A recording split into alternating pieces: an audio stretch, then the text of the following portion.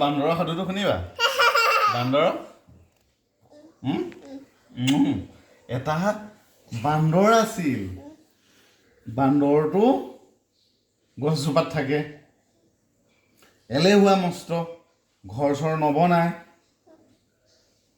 বৰষুণ দিলে তিতি তিতি থাকে এদিন সেই গছজোপাত চৰাই এজনী আছিলে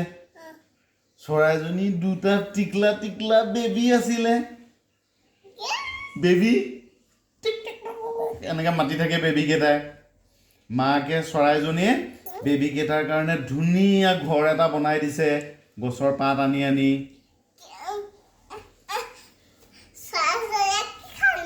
চৰাইজনীয়ে ধান খায় ফল মূল খায় অমিতা খায় বেবীটোৰ কাৰণেও লৈ আহে ঘৰতে থাকে বেবীটো ধুনীয়া ঘৰটো বনাই দিছে আম এনেকৈ খায় তাৰপৰা বান্দৰটো গছজোপাতে থাকে বান্দৰ চৰাইজনীয়ে বান্দৰটোক কয় ককাইদেউ তুমি বৰষুণ দিব বতৰ আহি আছে ঘৰ এটা বনাই লোৱা হাত ভৰি আছে বান্দৰটোৱে কয় মই নবনাওঁ ঘৰ চৰ যা তাৰপৰা চৰাইজনীয়ে ঘৰটো ধুনীয়াকৈ বনাই লৈছে বৰষুণ নপৰাকৈ হা বান্দৰটোক সদায় কয় ঘৰটো বনোৱা বান্দৰটো নবনায় ঘৰটো এদিন বৰষুণ আহিল দবা পিতা বৰষুণ চু চু চু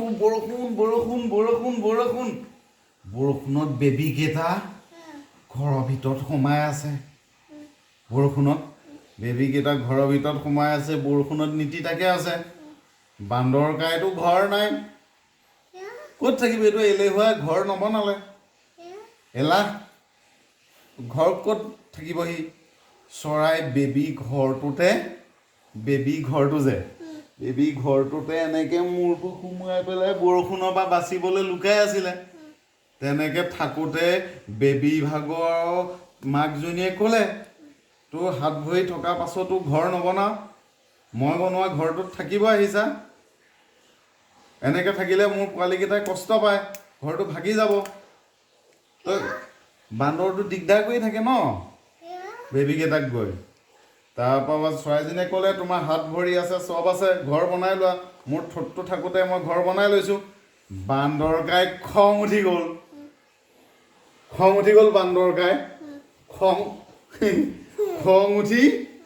বান্দৰকাই খং উঠি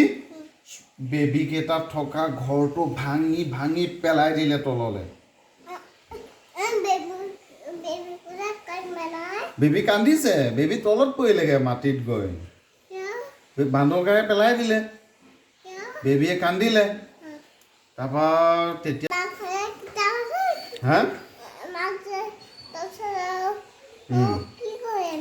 বান্দৰকাই চৰাইকেইজনীক পেলাই দিলে তাৰপাছত তেতিয়া চৰাইজনীয়ে আৰু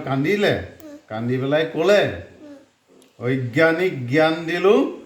মনত পালে কষ্ট ঘৰ দুৱাৰ ভাঙি মোৰ পোৱালি কৰিলে নষ্ট কোৱাচোন তুমি অজ্ঞানিক নহয় তুমি চৰাই হ'বা বান্দৰ নহ'বা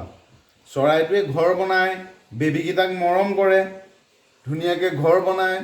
কাম কৰে বান্দৰটোৱে কাম বন নকৰে ঘৰো নবনায় লোকৰ ঘৰ ভাঙি থাকে বেবীটো কি কৰিলে জানা নাই বেবীকেইটা মাকজনীয়ে লৈ পেলাই বেলেগ এজোপা গছত গুচি গ'লগৈ বান্দৰটো আৰু বৰষুণত তিতি থাকে ই ঘৰ চৰ নবনায় এলেহুৱা হয় সেইকাৰণে এই এলেহুৱা বান্দৰটোৰ নিচিনা হ'ব নালাগে চৰাইৰ নিচিনা হ'ব লাগে ঘৰ বনাই থকা বেবীটোক ডাঙৰ কৰা